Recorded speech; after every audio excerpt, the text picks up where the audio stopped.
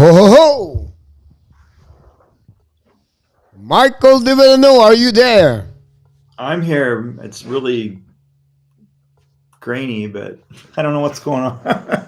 Really? Look like it's beautiful, but first of all, welcome back to another early edition of the Hockey Nation Live Show.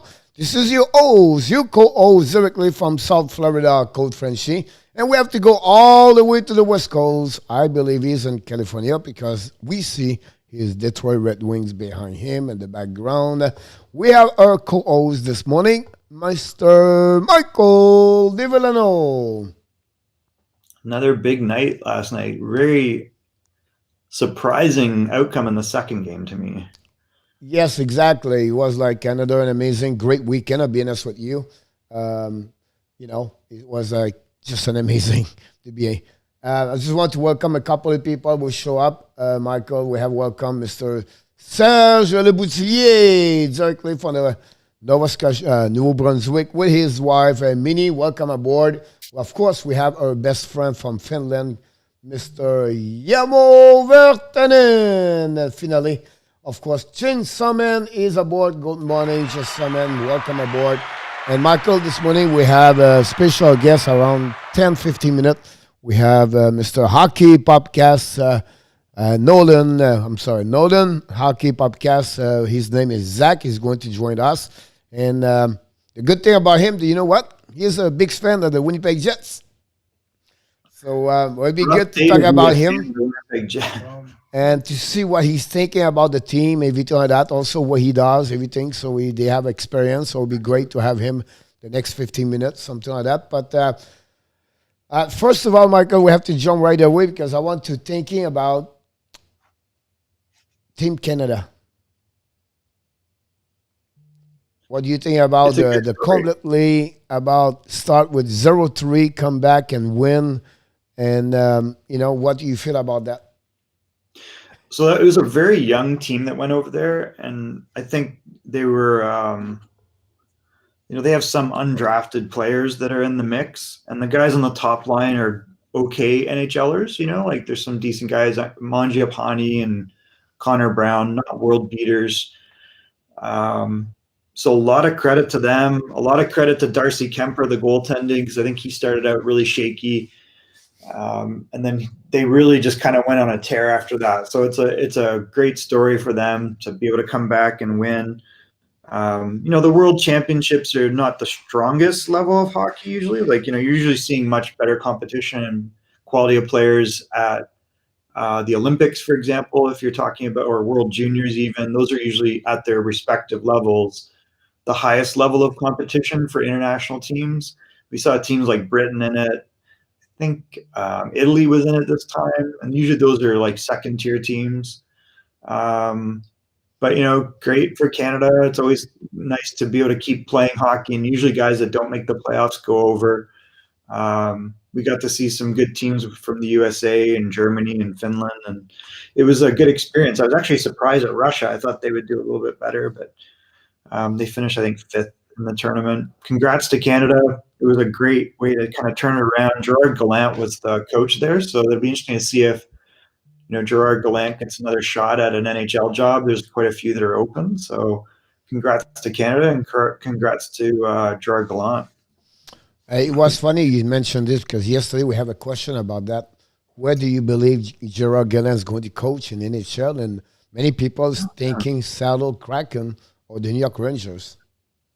I think he would be a candidate for both of them. I think he's interviewed in Seattle, is my understanding. I think Rick Tocchet interviewed there. I think there's a couple guys that are logical choices. I don't know.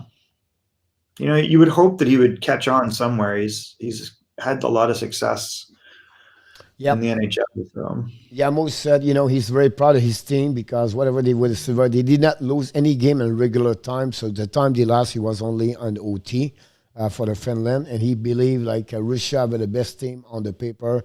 So they were a very good win for the Canada about that. Welcome, Mr. Lemario OW. Welcome aboard, everybody. Don't forget, please, to click on the likes. And if you're not subscribed, subscribe. And one person I want to mention to you, and I don't know how you feel about that, but you have a big picture of him with a big gold medal and a trophy over his head. It was Roberto Luongo walking on the ice yesterday, so after the game. And I think he was one of the managers and all that. But my point behind this is like you said, you have these young players like Connor Brown and Nick Paul and many players did not play in the NHL. But the fact you are surrounded with players like people playing hockey before ex-NHL and a great experience a lot of experience as a coach, Gerard Gallin, I think that helped the team. The roller coaster of like from disappointment, frustrated, and then come back and find a way to win. Yeah, I mean, some of the guys like they had Braden Schneider, who I'm pretty high on, who's Bernard Docker, Jacob Bernard Docker, who played a little bit at the end of the season with the Ottawa Senators. Liam Foudy's, well, he's already kind of in the NHL, but he's a 2000 birth year. He's pretty young. Owen Power isn't even drafted. I was going to say that.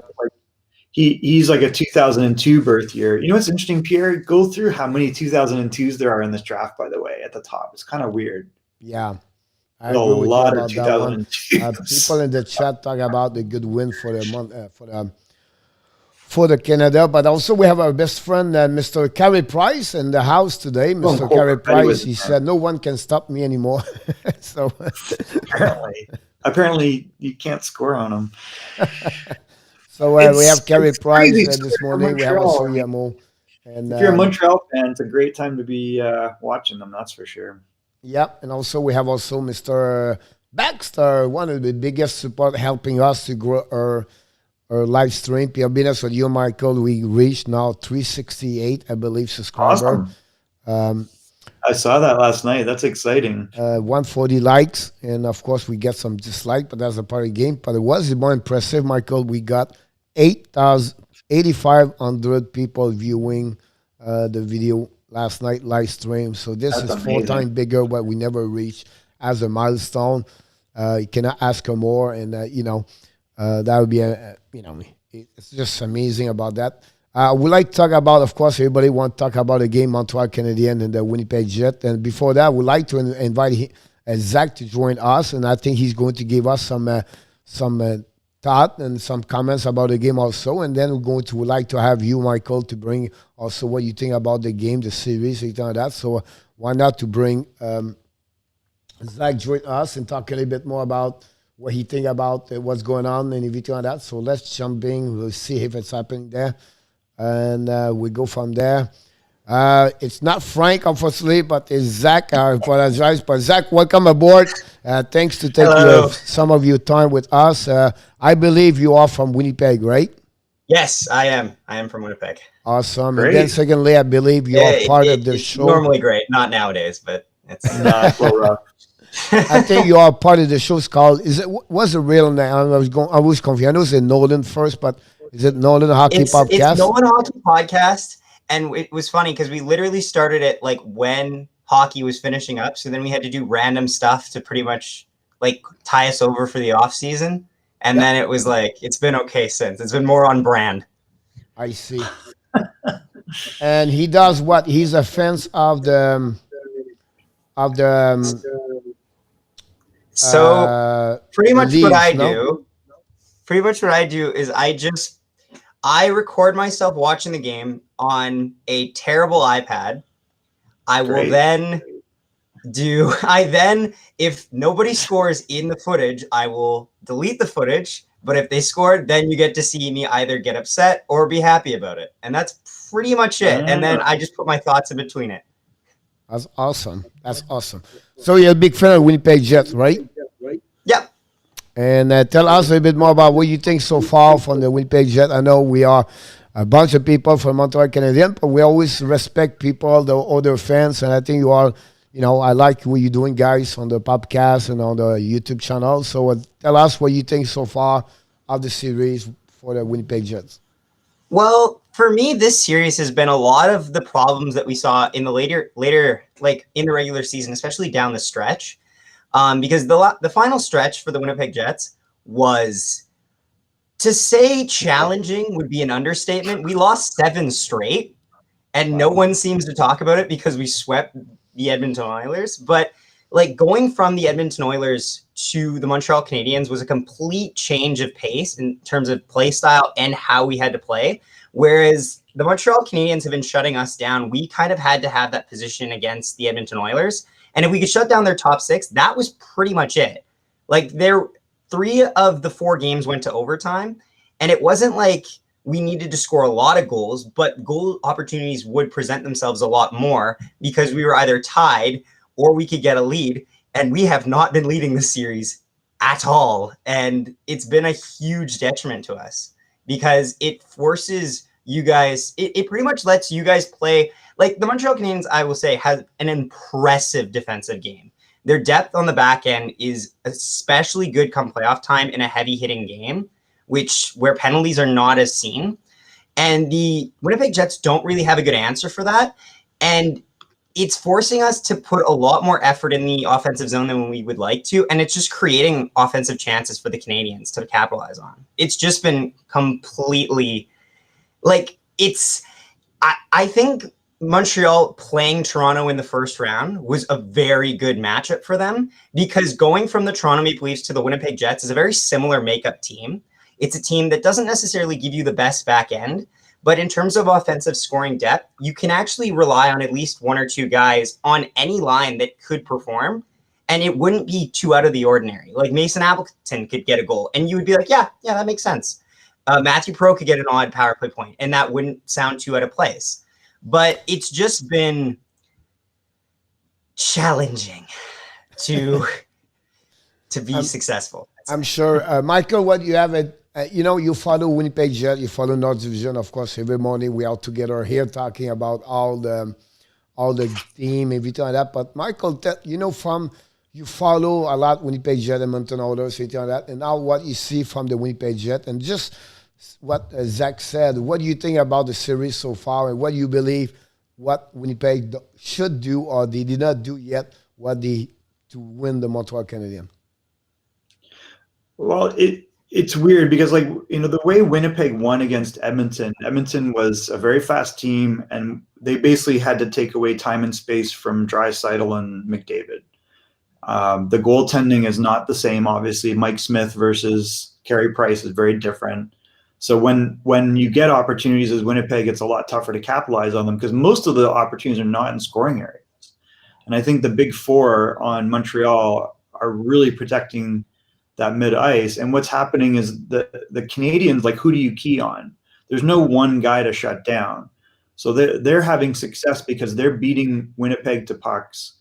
They're active on the forecheck and the back check, and they're taking away time and space everywhere. They're not waiting.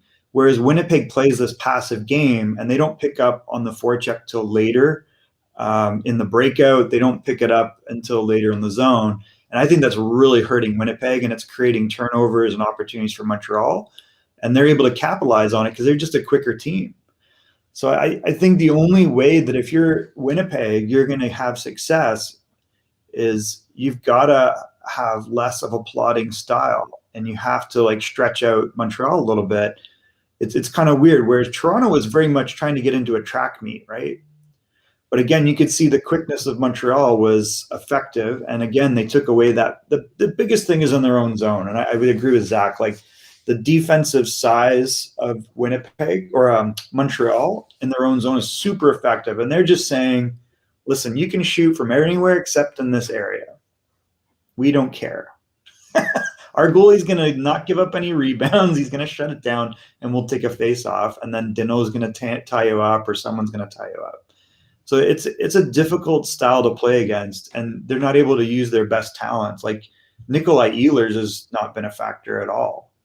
Kyle Connor has not been a factor at all. They have to get off shots, and there's no rebounds. There's nothing coming back out. So when they do get a shot in a tight area, there's no second opportunities.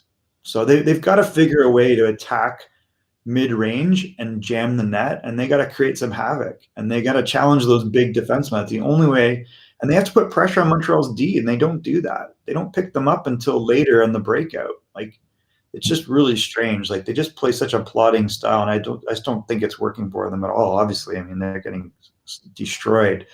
And I think that the defense in Winnipeg, we're seeing where the weakness is, which is when Montreal's forwards challenge them one-on-one with speed, that those D have a hard time picking them up. And they make weird choices. Like even Morrissey, like the Morrissey flop last night in that one goal was kind of strange. Like they're just giving Montreal forwards way too much respect offensively. And they're probably tough because they're smaller and they're quick. And they're having a hard time with that. Yes, Mike. First of all, we want to thank.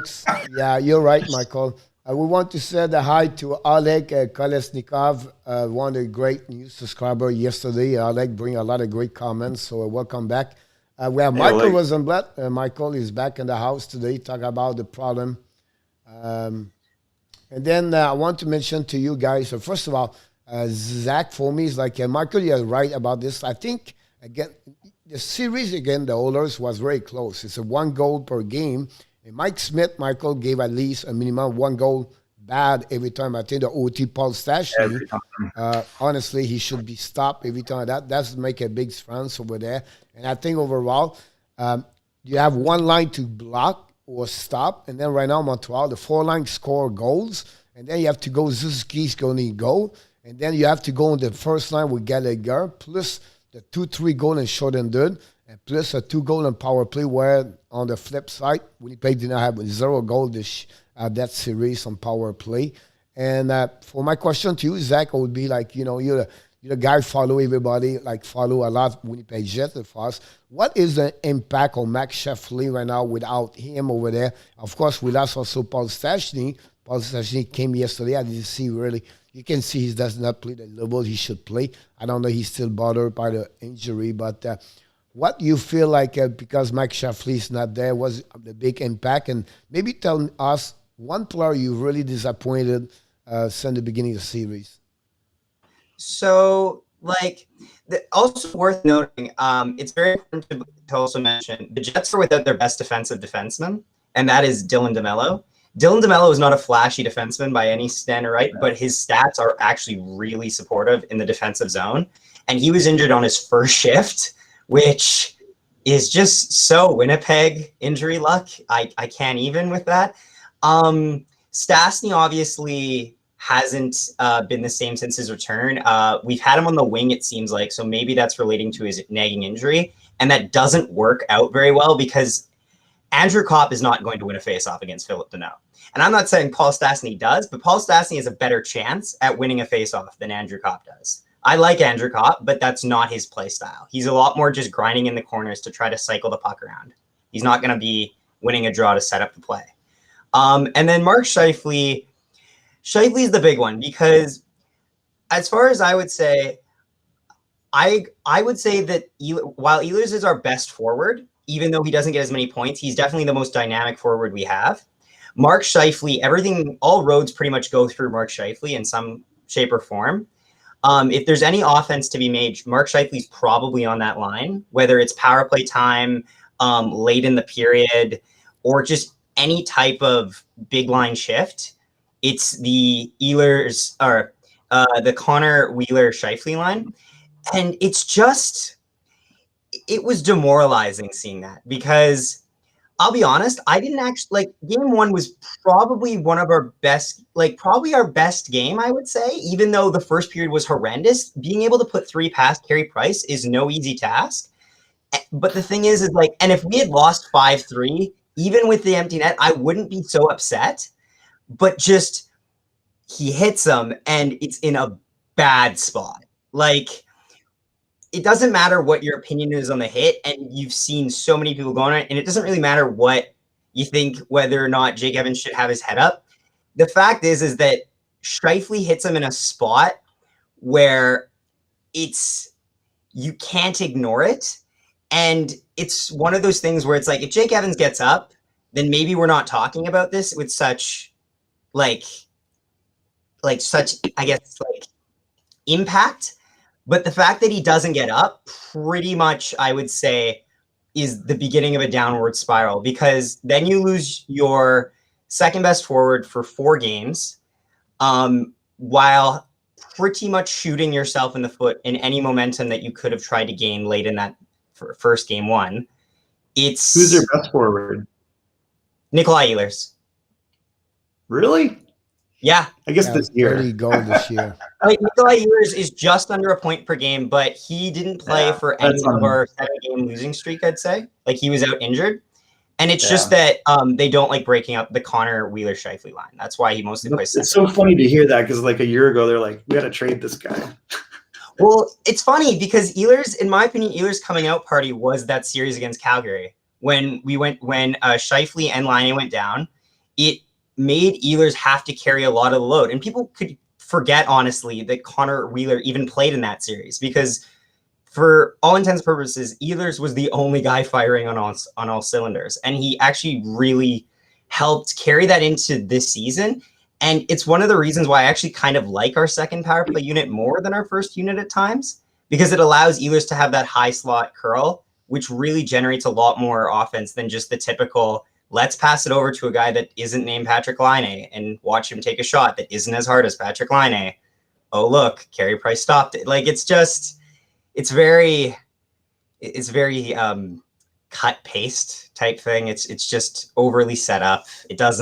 It's very defendable. Yeah.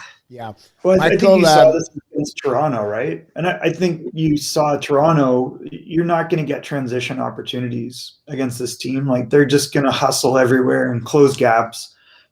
And so then you're limited to these very static plays. And that's not going to be Ehlers, right? You have a better chance with Kyle Connor and you have a better chance with Scheifele. And for me, the biggest disappointment here is Dubois. I mean, I think that for them to have traded two players, Roslovic exceeded, Dubois' production in Columbus. A lot of that's the opportunity, but he wasn't getting the opportunity. How good would Roslovic look right now as a second-line center in Winnipeg? I mean, Paul Stastny has never been an offensively creative player. He's just a responsible player. And he plays well with others. Scheifele is a lot of capability. So then you look at, Laine, to your point, like he was effective because they just knew what his strengths were and set him up like OV on the dot and let him pound away on the power play, right? And that might have helped, but it is what it is. Dubois has been really not very good for me. It's funny, Michael, because the trade is really Dubois versus Laine. And the player to be the best of the tall trade is Russell Vick. You know what I mean? Like, but both of them did not perform, right? And then Jack Russell Vick does an amazing, great job with Columbus Blue Jacket. He got about 30 points over there. So it's funny to see that trade there. Zach, we have a question for someone. Well, two questions. First, he said, what do you think about Dubois? What do you feel about his performance since he got traded to the Winnipeg Jets? And the second question about what is the best free agent UFA do you have right now for after the season? So for first question, I would say, what do you think about Dubois? Dubois is frustrating. Like it's extremely frustrating because he's built like a guy who could do a lot more impact on the ice than what he is, and he seems like he's having. He just seems mad. But not in the sense that motivates his game, but just mad about things that aren't going his way. And he's very, of course, emotional. Like, it seems like whenever there's a penalty around, like kind of behind the play a bit, Dubois probably going off. Dubois has fallen down on his skates more times than I can count. And it's just you want to see that Columbus player from the playoffs, but you're not seeing that. And it's to the point where people forget that right after Laine, Dubois was picked third. No one mentions that because no one could even imagine him being like a top 10 pick right now because he's not playing like it. And it's just frustrating because there are glimpses of it. There's two games that I can go look at and be like, wow, you know what? He played pretty good. The game against Vancouver where he gets 3 points and the game against Montreal where he gets 3 points. Other than that, it's just a lot of missed opportunities and missed potential. And honestly, the saddest thing I can say is that right now we are banking on our scouts to be money for that third round pick. That's all we're hoping for because it's just not showing up right now. And he's just becoming one in a crowd. And it's not For a guy who makes $5 million, it's not good. No. And then, I mean, the guy who's supposed to be the franchise in Columbus, he looks nothing like it. And when you, right. I remember last year I said to Pierre when we were watching the playoffs, he was phenomenal one game and then disappeared the next. Mm-hmm. And then we saw him when he wanted to be traded and pouting, and you're like, didn't he just re-sign too? Like he had no, just signed a new deal for $5 million, or was that but he the year didn't. before? It was too low. Yeah, he didn't want to sign it. He thought he deserved a lot more. Mm-hmm. So I think we're seeing this kid's got, problems. I mean, he's got attitude problems. So who are the Jets' best free agents right now? Are we saying who do we have going into free agency? Okay, so for UFAs, there's going to be some shedding, I see. Perot becomes a UFA unless he takes a massive pay cut and just pretty much takes like a Jason Spezza contract. I see him gone. I like Perot, but he's just not like, he's nowhere near touching over like $1.5 million, especially with like how Winnipeg tries to manage their budget. Our biggest RFA to re-sign, I would say, is Neil Pionk for sure. Neil Pionk has been easily our best power play defense and arguably one of our best defensemen for sure. And I think you definitely need to lock him up. And then UFA Stastny, I see walking because in hindsight, you don't really have a lot of space for an aging centerman because you have Cole Perfetti coming up from the AHL at some point, and you don't want to halt his development too much. Like you want to let him come up because he just played in for the World Championships. Like you want to see him on that roster and see what he can do. You have guys like Kopp who could be picked up by Seattle. So it's really him or Appleton is my guess because there's depth scoring there to look at. But then you have guys like Maverick who just re-signed, who will obviously want to be your third line center.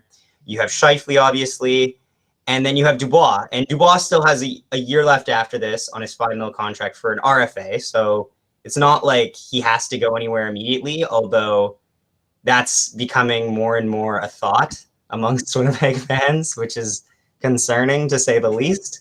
But I would say our biggest RFA to re-sign would be Pionk. UFA to re-sign, you could honestly let them both walk if you wanted to, and it wouldn't be the biggest loss. Yeah. You're absolutely right. I was just not correct anybody, but just confirm Pierre-Luc Dubois signed a contract and during the offseason, a 2-year contract as an RFA at $5 million. So he's going to be 1 more year next season. I think also Paul Stastny is done after that. So he's going to be open up a spot. And I think for me, we don't need, and I think Marcus is great because he talked a lot about him. Pionk, he's really underrated. I think he's a really good defenseman for the. They should use him on the first line power play. Good there. He's listed as 6 foot. I don't even know if he's that. No, he's not. That's like Martin St. Louis height adding right there. That's funny because I thought maybe he's 5'10", 5'9". I don't know if he's 5'8", but he's listed as 6. I'm like, there's no way this guy is that. But so they traded a pretty big defenseman in Trouba who got $8 million a year. The deal looks very much in favor of Winnipeg at this point. Well, they also got back their first round pick for Heinola. Because that was it's like the knock-on effect from that's Kevin. The guy. because they trade Hayes, and my guess is when they acquire Hayes for the first round pick, and also Brendan Lemieux, but he's already been traded to LA. I'm guessing the idea is that they were always going to get the first round back because it's been common knowledge that Trouba was not going to re-sign here. It's kind of like those rumors about Patrick Laine. You hear it too often that you kind of just want to. You want to somewhat be ahead of the curve in terms of seeing things on the market until now. I don't want to use the Matt Duchene example because Matt Duchene actually worked really well for the Avalanche, but the reputation that everyone knew that he had to go, and then before they got rid of him is not something that you like to float around the league. Matt Duchene is a weird. He's just never I've coached against him for a while and. You always knew if you hit Matt, he would kind of crumble and cry. That was when he was 12 and 13 and 14, 15. that, and the guys would all talk about it. It wasn't us coaches saying it. The guys were like, "Go hit him, he'll cry." There's always guys like that though. When you're playing to the NHL. Matt's fast. He's super talented, but he's not. He just looks like he looks like a journeyman too. Like, he's got a lot of talent, but he doesn't fit. Oh my god, yeah, otherworldly like, talent, great speed, like. But he's always been kind of that guy where you don't even have to lean on him very much. He doesn't like that part of the game, and you look at the fortunes of Colorado after he left. Oh jeez, it's just awesome. Zach, look, you already passed your time. Like I did not thought to keep you so long time, but you bring a lot of good nuggets here. It's we follow the Montreal Canadiens, but also we follow all other team in this on this channel, and that's what we like to do. And I would love to have you at some point to bring back after the season, talking more about the Winnipeg Jets and what that might after be sooner they than get you eliminated, think. maybe what's next or what's coming. Every time that we love to do that. The show at 11 o'clock is really what we do in the morning, and we talk about other things. And to have you as a collaborator for Winnipeg Jets would be awesome. And maybe also to get your buddy at some point, maybe I have 4 people here and talking, because he's really into Toronto Maple Leaf, right? Your buddy is? Nolan? My buddy is? Yeah. Yeah, but another guy likes the Toronto, the show he does also sometimes. I know some. Yes, I do know someone who. Yes, I know what you're talking about. Yes. Okay. Yeah. So thank you, Zach. I had to a lot. check my context there in my head. I appreciate that again to join us, Zach. You're great nuggets today. And only thing we can wish you right now is to not win the series right now, but win tonight, one game at a time. I think that's the best thing they can do right now. And it's going to be hard. I think it's not going to be easy to go back with 4, but at least performing tonight. And who knows, right? One game at a time, that's the best thing they can do. And maybe after that, maybe Mike Sheffley back in the series possible. That would be changing. He's everything. back. He probably doesn't stay standing for very long. We're just gonna make that clear. Like he's a marked man. That's fine. Yeah. I mean, there was it was a bad hit. He got suspended, and Pierre and I disagree on this. I think it happens, and he thought it was nothing, which I don't agree with. Like I think you got to recognize it was just a bad choice at that moment. But he could come back and have a real impact. It's sad because he missed. It's sad, Michael, because for me, Michael, it's sad because he missed them. He missed really at the game number 2 when they lost 1-0. I think he will make that impact at that game because he would bring the offensive of that game. Maybe it was the game maybe they could win more at any other game. It was the game 1-0. Sure. I think that was sad. He's on that circle that passes the puck and gives it away to Toffoli. Like he's the guy who's standing there. If he's not out, it's just. Was it Dubois that did that? I don't know. Honestly, staring at our power play unit is just annoying because it seems like that lateral pass, right? Yeah, it's not. It doesn't work. It never works. Everyone sees it coming. It's like skywriting. It's not very. It's not like Tyler's that fast. Like that's not his game. So you basically gave. He's not. Yeah. Kyle Connor was doing like 8+ effort on defense. Just. Yeah, Tyler is like whatever. Tyler's a shooter, man. He's not a skater. Yeah, he shot from the top of the circle. Well, he can shoot the puck, man. He can. Oh no, I know, but like, how do you let him get from there to there? Like, I just watched that and I just went, like that's dead. That's that. Awesome, Zach. Thank you so much again. Look forward to see you. Always stay in touch, of course. And thanks again for your time today, buddy. Yeah, no problem. All right, have a good one. Yeah, you good. You too, guys. All right, Michael, let's go back now to the show. And we have a lot of people we want to send. Michael, you don't know it because we talk with Zach, but we have a conversation in Finland and the chat between two Finns in the chat right now. We have Slow Burn Joe. He's right here with Yamo talking each other about this. And how they cannot be more proud of 3 players from Finland. Armia, 2 goals, 1 assist yesterday. Likonen, 7 shot, Michael. Maybe one is his best game and with the Montreal Canadiens since he played with them. And what about Kotkaniemi, Michael? 4 goals this year. He's on the playoff. As a Finland person, born over there, I think they should be proud of those 3 players play for the Montreal Canadiens. What do you think about their performance last night, Armia and Lehkonen? I mean, they were both hugely impactful. Armia has always had this ability. He's kind of a lanky guy, and he can really shoot the puck. And he was always touted when drafted as like a kind of a goal scoring guy. So we see like he's become more of a defensive player, but now in this system, like he's getting opportunity and he can capitalize on it. So great. He's had a couple games, even, he had a game in the Leafs series where he really impacted that series.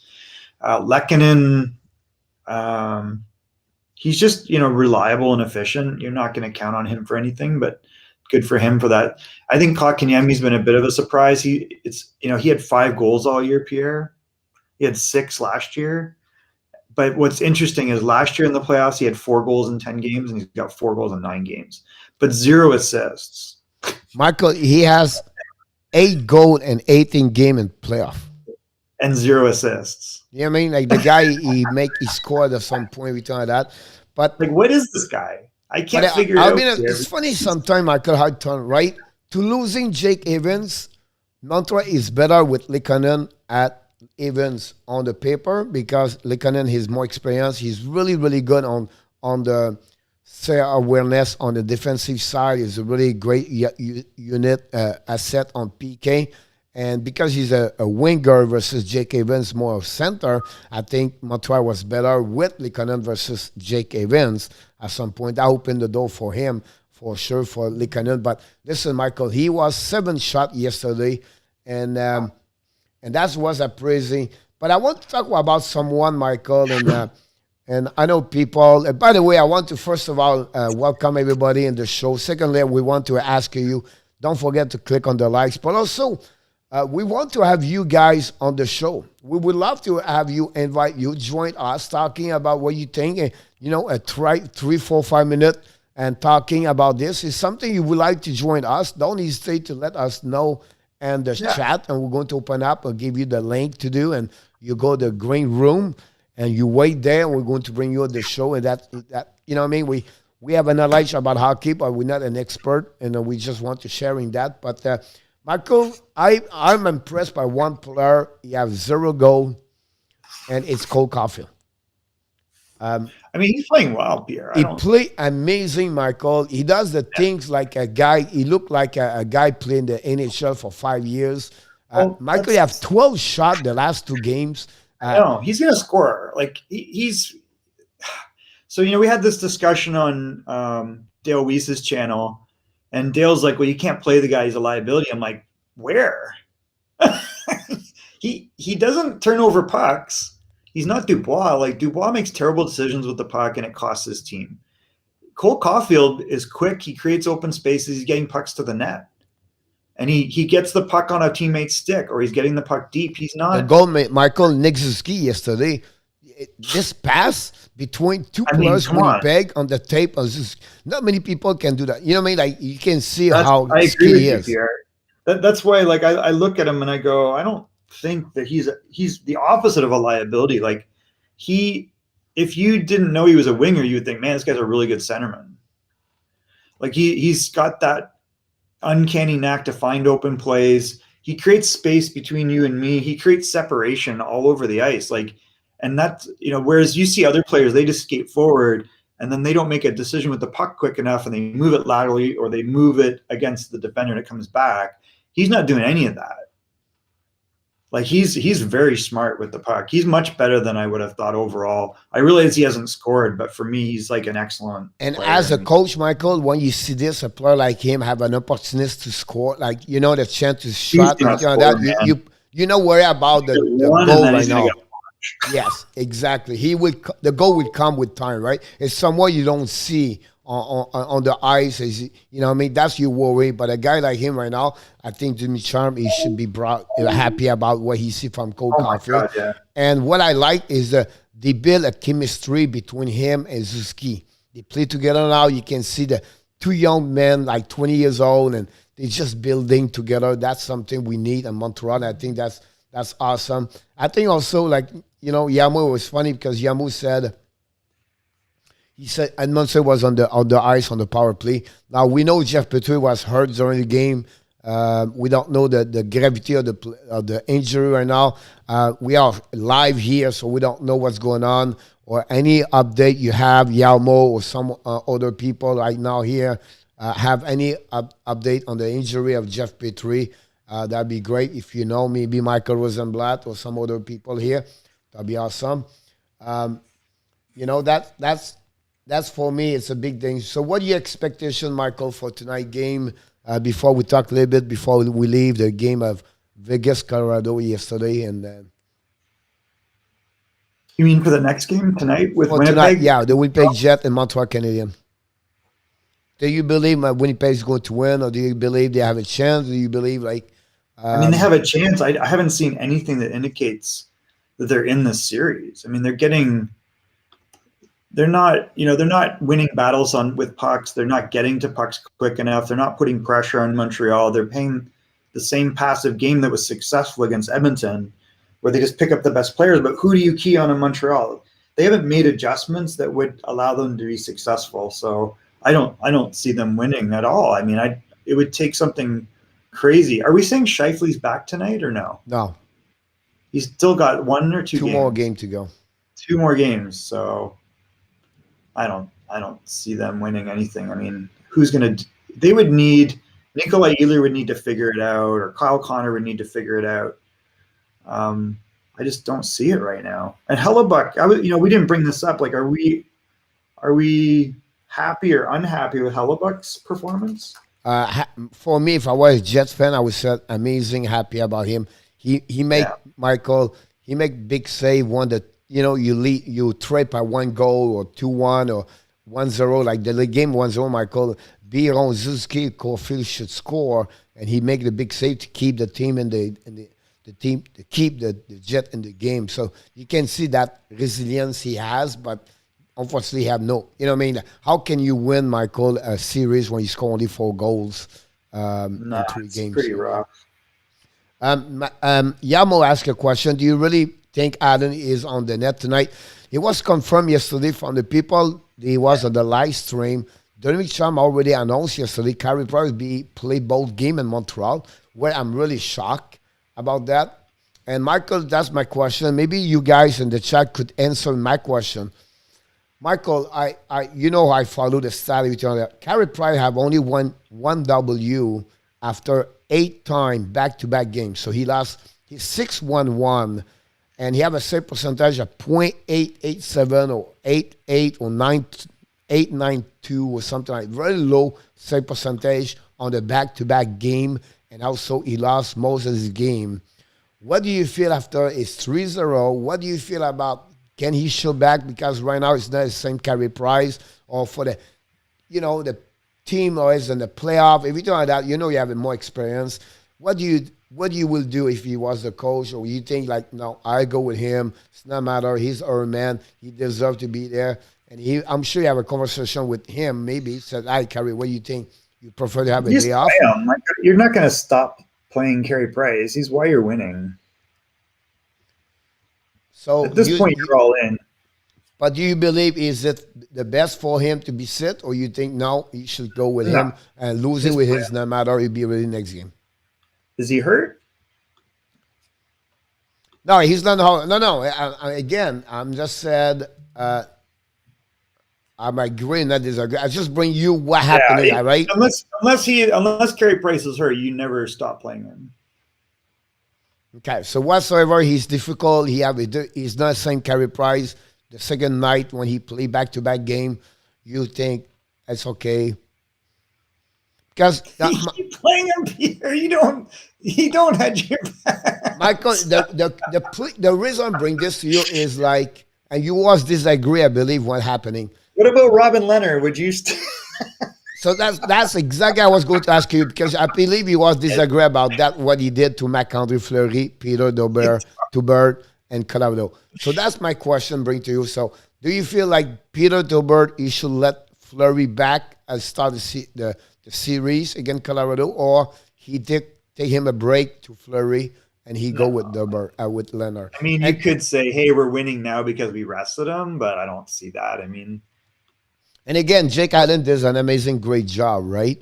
Yeah. And behind during the time, Carey Price was out. Second thing, but again, for the momentum, I have no problem with that part. I just question you, and I just want you to feel about that because Yamo thinking about man. this. I don't know why you would ever not start him. I just think you just keep playing him until you are done. I see. I understand about that one over there.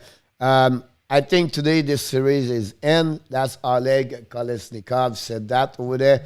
And the chat right now, guys, what do you think about the game tonight? Do you believe Montreal shut down here and we move on to round number 3? Or you believe it's not? You think Winnipeg's going to win tonight? So it's time maybe talking about that. That would be great. Michael, the time to write about this, I'm going to follow with them.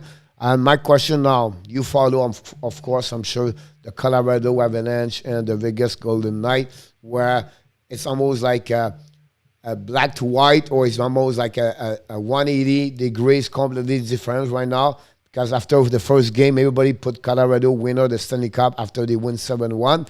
And Stefan Manberg is not here this morning. He's a big fan of Leonard. He's a big fan of Vegas. And the second game, he came to the show, he said, Vegas in 7. You still believe Vegas is going to be, whatever they lose the second game, and now the transformation has become a series of home. I don't know. But what do you think, or what you feel about that, and what you believe will happen after that? I mean, last night was shocking to me. I feel like Colorado will come back. But, I mean, last night was absolutely a surprise. I never would have thought there would have been a blowout game against Colorado. And the momentum, it's not even the momentum. It's just the opportunities in the game are significantly different. Like, Colorado's got to come up with an answer because they're getting outshot. They're getting opportunities taken away from them. And they can't be fancy, they've got to play hard and they've got to generate offense and they've got to play their game. Because if they get into this muck and grind stuff, they're in trouble, I think, because that's Vegas's bread and butter. So I think they'll adjust. I think they'll come back and win the next game. And I believe it's going to go to 7. If it doesn't, I'll be shocked. Yeah, I agree with you. Are you, first of all, Michael, from Dan Asha, sweet tonight. We have also Yamo said 4-0 to be huge is all over and no travel back to Winnipeg, so better for them to relax. Brian says Leboutillier with Minnie, his wife said, go Habs go and sweep tonight. Vegas is crazy good and home highs. And then we have also Dan said Golden Knight and 7 game. Michael, I don't know if you agree with me, and I mentioned this last weekend, during the weekend.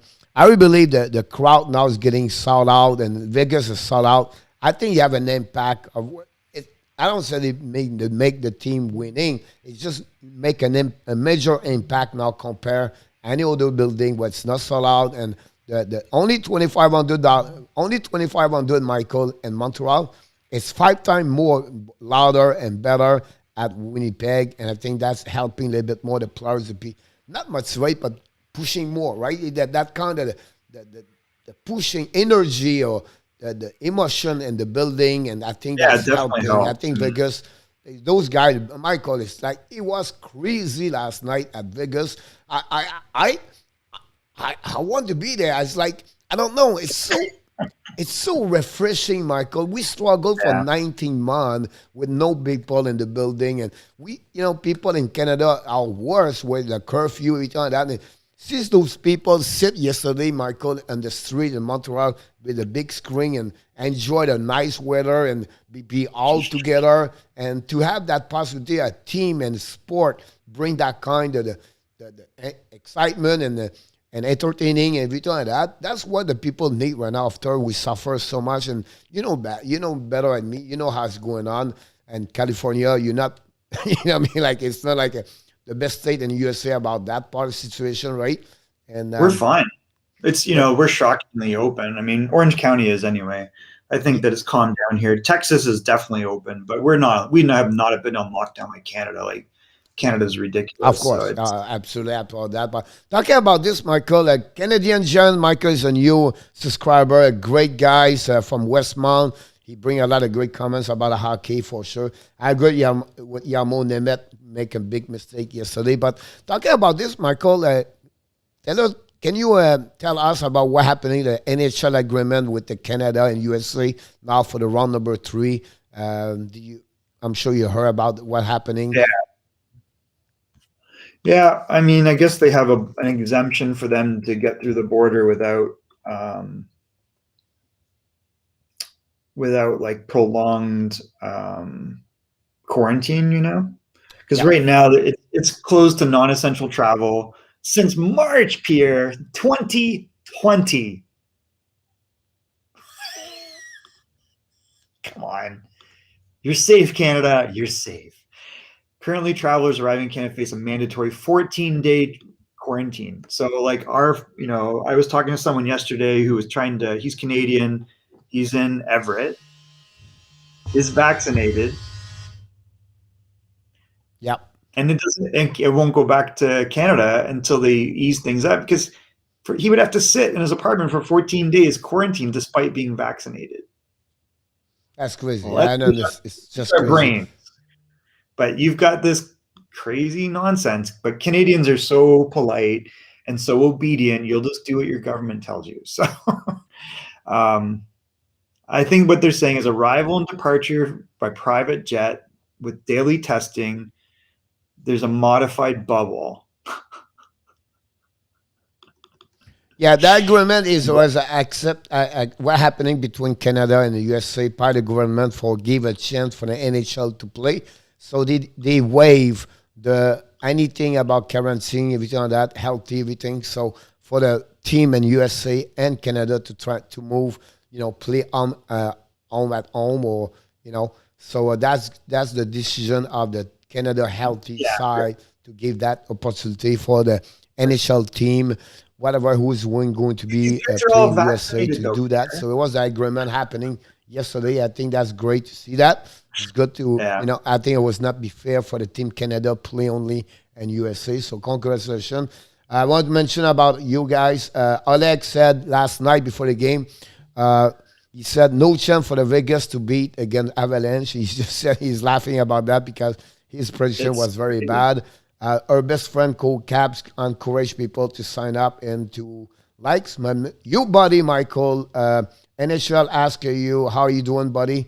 So it was good. Coming from NHL, one of the best, subscriber. It'd be good support about that one over there. Thanks, NHL.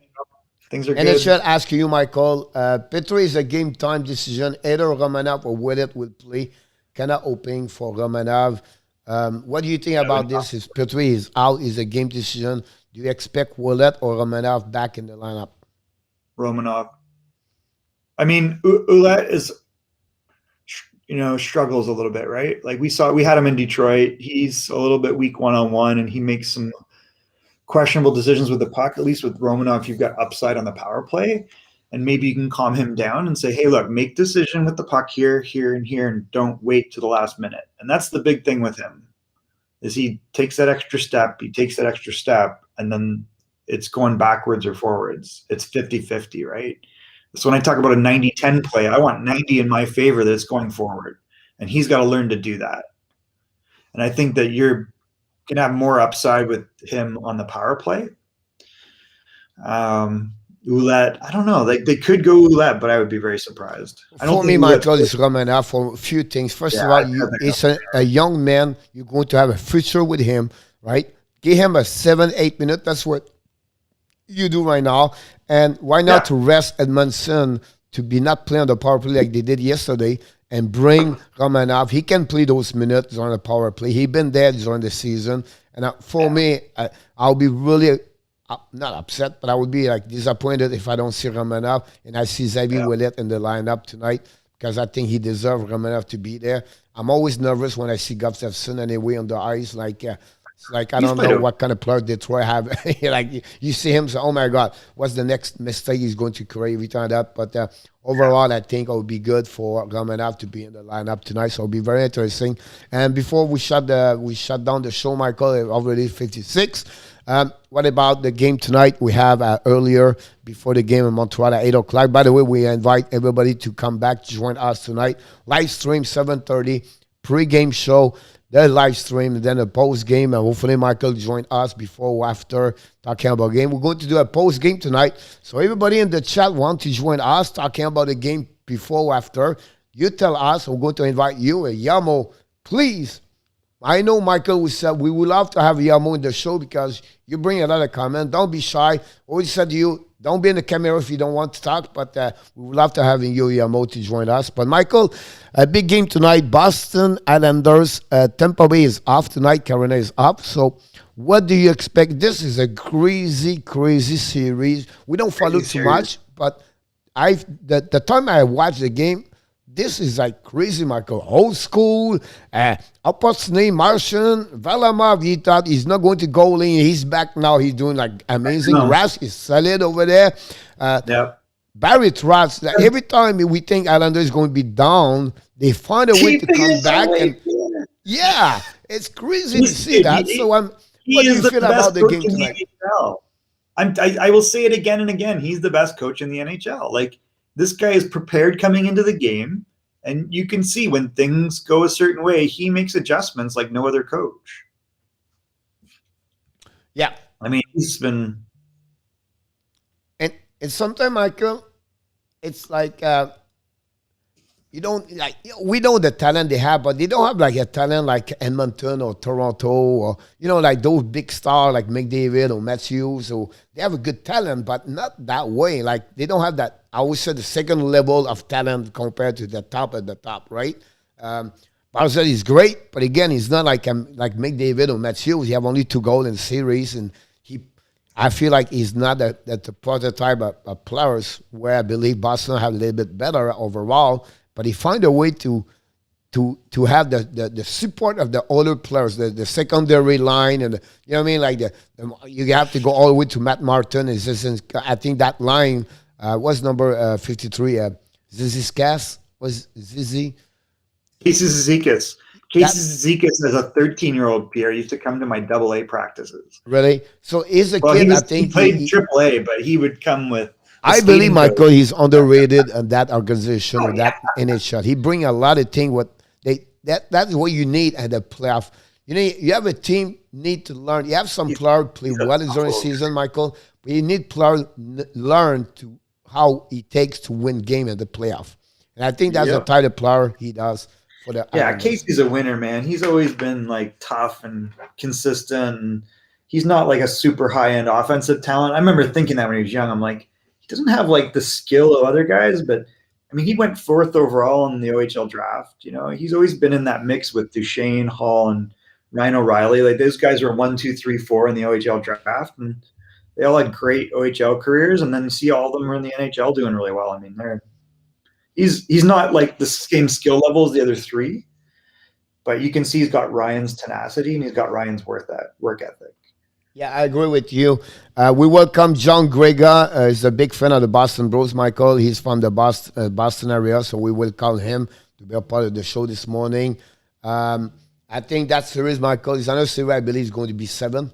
I really believe this series is going to be all the way to up. And Michael, I want to mention to you this. The Hockey Nation Live Show is ready for tonight. If it's happened, we're going to do this. We are ready.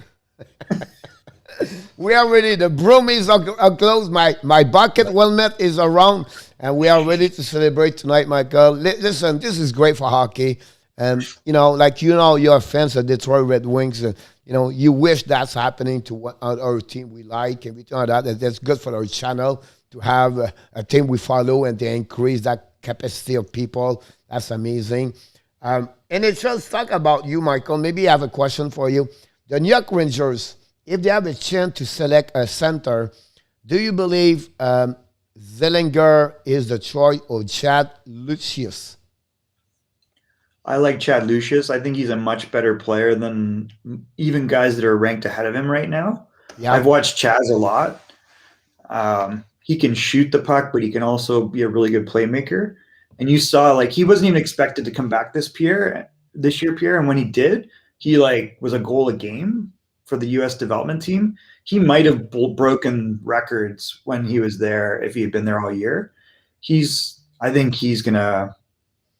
He's To a me, he's good better hockey. than guys He's ahead of him. both great hockey player, right? But I think you're absolutely Yeah, right. I've watched Cole. Cole can produce points. He's a smaller guy. I think that no matter what, for me, Chaz is better, but maybe I'm wrong, but that's my feeling. Do you believe this, Michael? This is a poor question where I cannot answer. Maybe you can answer. Do you believe I have a big step between Bernier and the two players we just talked right now? Do you believe like this is like, no, you go with Bernier, don't check behind. Oh, Bernier's. Yeah. Well, Pierre, this is what. Okay, so if you look at this draft, it's old. Like, I'm absolutely shocked for this. This is the 2003 draft year, not 2002. Last year was 2002. Owen Powers, 2002 late birthday. Matthew Beniers, 2002 late birthday. The Eklund kid is a 2002. Edmondson, let's look. I think Edmondson might. Let's check here. And by the way, Michael, he do his search. I just want to mention everybody Friday we're going to do a show about their first draft, mock draft. It's going to be independent. Michael will bring his pick, but we're going to talk about those. I think it's start to be important, Michael. We do bring this. I think at the end of the week, we're going to have a time at that moment to do it. So Friday, we're going to do that. By the way, talk about Friday, Michael. We have Mr. Frank Well back in the house Wednesday as a guest. He's going to talk about us, about the situation with Montreal Canadiens. Frank is a collaborator of the show. So we're going to have him Wednesday. We tried to bring Greg Minervini. We're going to see if he can come tomorrow. So we have a busy week this week, Michael. Yeah, Jesper Wallstead, 2002. So I'm going down this list, Pierre. I think there will be more overagers in this draft, like the top 10, than we've seen in a long time, including the top picks. And for people that watch, like, you've got to be very careful as a scout. Like last year, we had a few guys like Jack Quinn, and I was like, I'm really leery of Jack Quinn. His numbers are inflated.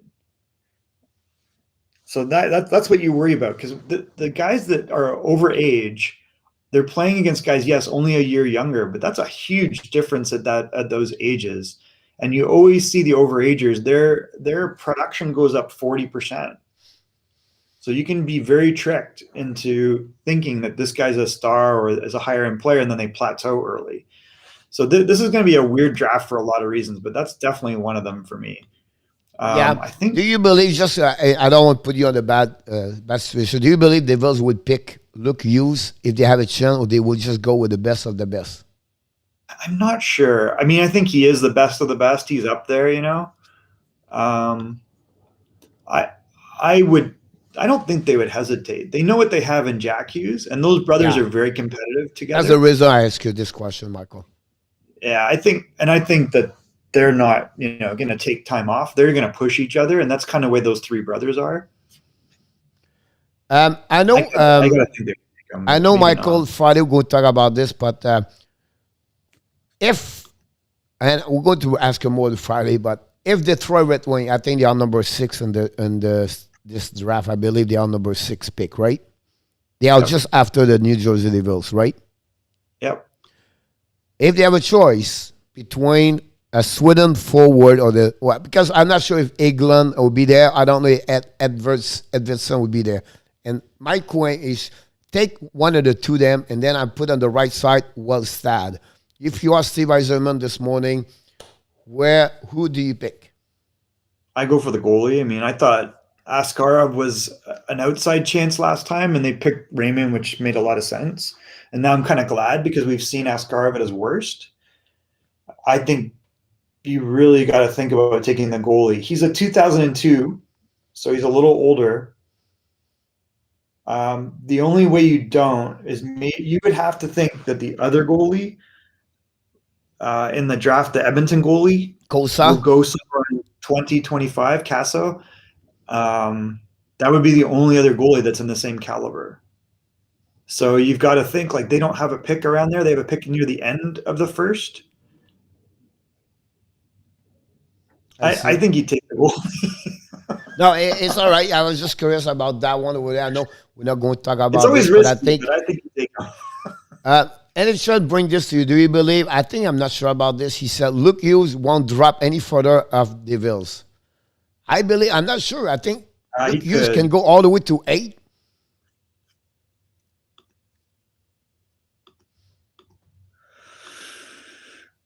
Could he go to 8? I think he's going to go ahead of. He'll go. I think there'll be a run on defenseman once Owen Powers is picked. So if Powers does go first, which is what I think would happen, or Owen Power, I'm not sure. Beniers to me screams Dylan Larkin. That scares me. But if you're Bernier is Seattle, going to you're be picking top 3. Beniers? Yeah. Yeah, but why? That's what I don't get. But I don't know. But he should be top 3 over there. Then after that, you have Edvinson, you have Eglon, you have Wellstad, you have Brent Clark, and that mix over there. I think he goes ahead of Brant Clark. Oh, again, Michael, I'm just bringing what I follow for the expert about that. No, that's why I'm saying I think that it would be really surprising to me to see him drop as low as 8. I think he goes, man, he could drop to Columbus. I don't know if Columbus would take him. Again, and it should bring a good point here. I think Mason McDavid, the last month, his stock market grow a lot. McDavid. Yeah, McTavish is like Tom Wilson without maybe the stupidity. He did make some stupid plays in that U18, but he's got that like bite and physicality, and he can score. A lot of teams are going to covet that and question why they wouldn't take that. Like if you like Brady Tkachuk, why wouldn't you like Mason McTavish? Yeah, and he's a centerman. So I think, Michael, this is a great point about that. That's why really you fire me up right now, because I don't want to talk all day about this, but every time we talk about draft like this, I love it. I like this. So let's have a good 30-minute Friday, Michael. I know you don't need to be prepared. You already know those kids, everything like that, but maybe go for the first round, like the first 15 draft month. We're going to keep this and typing, writing, everything like that. So, and then we invite you tonight, if you can come at some point tonight, before the game or after the game or during the game, whatever it is. It would be great to having you guys. It was an amazing, great show. Thanks again to Zach. It's good to see people helping other people. Michael, it's good to have people in other cities, other teams join us. And we invite the regular people here. Guys, you can join us if you want to join us talking about hockey. We would like to open the door, some stuff like that. And I think will be good for the show. And we're going to be more proud of each one of them to support a channel, Michael, because this channel is one at a time, but one day at a time, one video at a time, one show at a time, and one subscriber at a time. But this, look, couple of months, it was only me, NHL, and you. Know, the beginning with Gator, with Tim the Gator, and Yamo was only 4 people, and sometimes we have Anthony, and then, by the way, Michael, you missed this weekend. You did not know what happened yesterday, but I have to mention that because he said, every time he show up, he's always said, where's Michael? Where's Michael? We got yesterday, Michael, Mr. Tim and Mr. Picula in the house last night and talking about the Buffalo Sabres, and it was so funny. Again. Oh, man. Jeez, Kim and Terry, man. He was talking about, yes, fun update right now. He thinking he's going to sign Renard now. So he's just a good guy. He's just funny to Terry and Kim Picula. So it's just good to have him around. But yesterday, Michael, first time England, Australia, second person, someone from Israel was at the show last night, Michael. You know what's the beauty when I realized that, Michael? It's like, you have fans from Montreal Canadiens all around the world. That's crazy. That's crazy. Well, I mean, they're one of the iconic franchises, right? Listen, Michael, check. Can you see the comments right now? No. Oh, you have to go there. I'll go to the YouTube. Is it on YouTube? Okay. I don't know why on eCam I can't see the comments. It's really annoying. Talking about who do you think you show up? Thank you, Kim. Well, I think you should re-sign Reinhardt. I think you got to give Granato another shot here. He did a great job, better than any of us thought. When Terry and Kim guys show up, it's always the end of the show. Here. Casey Middlestad, what contract do you give Casey Middlestad? It's a bridge contract with him. He did not show enough for give him a big money yet, right? We see the skill, talent. I think this kid, he have a lot of talent, but he started to show up. But I think the point he did not get, and he got it, I think it was the ice time. I think that's what happening with Granado. I think Granado did a good job for me, Michael. He gave a lot of chance to the players was hiding or did not give, like Renard. You know what? See what, buddy? He told him. Yeah, exactly. Masonstadt is another one over there. Hey, Pierre, would you like a did he resign? No. I think he just said he wanted him to resign 3 years. Oh. I don't know. Whatever. Terry Kim, before we shut down the show, we have 3 more minutes. Any update? What's going on with the Buffalo Sabres? Terry Kim, any meeting you have with Kevin Adams and Granado situation? What do you think about your coaching situation? Not interested about Gerard Galland, something like that? I see exactly what he said. He want him to sign for 3 years. What I believe it will happen, Michael, I can see a $10 million, 3 years, $30 million for the Ovechkin. I think that'll be a good deal. Wait, how much? $10 million per year. Oh, probably. Yeah. I would not give more. I don't want to give more, but. Pierre, do you think Eichel's neck injury is serious enough that this is a big problem? Because he was talking about a crazy surgery that was an alternative to spinal fusion. Spinal fusion is career ending. I think it'll be fine, but at some point, Michael, I think I would focus more. You cannot lose Reinhardt, Michael. No, he showed that he can. Reinhardt showed that you give him top line minutes as a center and don't bury him on the wing, and he can score. He said Nicole is fine, but gives him a lot of flexibility. I agree with you. Eichel is overwhelmed here. For what? Responsibility? The neck is fine. I don't know about that. What's happening is Eichel is overwhelming here. We'll see Terry, Kim. Listen, great show, everybody. Thank you to be a part of this show today. Michael, look forward to having an amazing tonight maybe, and I wish you everybody an amazing, great Monday. Michael, have an amazing Monday. Thanks again for collaborating today this morning. I know you're busy weekend-wise, but we love to have you Monday to Friday. And good show again. Thanks, Zach. Thank everybody. Thanks, Terry and Kim. Pierre, he says Eichel's with the Sabres until he's 30. He'll be your We'll see what happened over there, guys. So thank you so much, everybody. Have an amazing, great day. I will see you tomorrow morning, 11 o'clock. Me and Michael will be back here to talk about maybe the sweep of the Montreal Canadiens. If it's happened tonight, that will happen tonight. Who knows what could happen, right?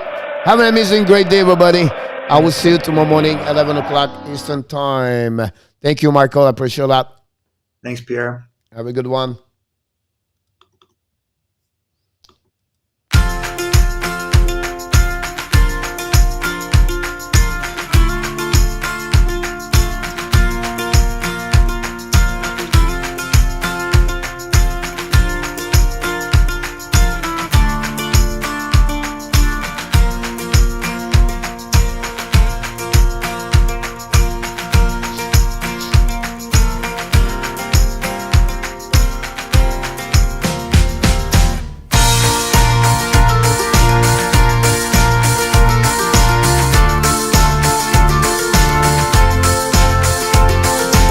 Is the night.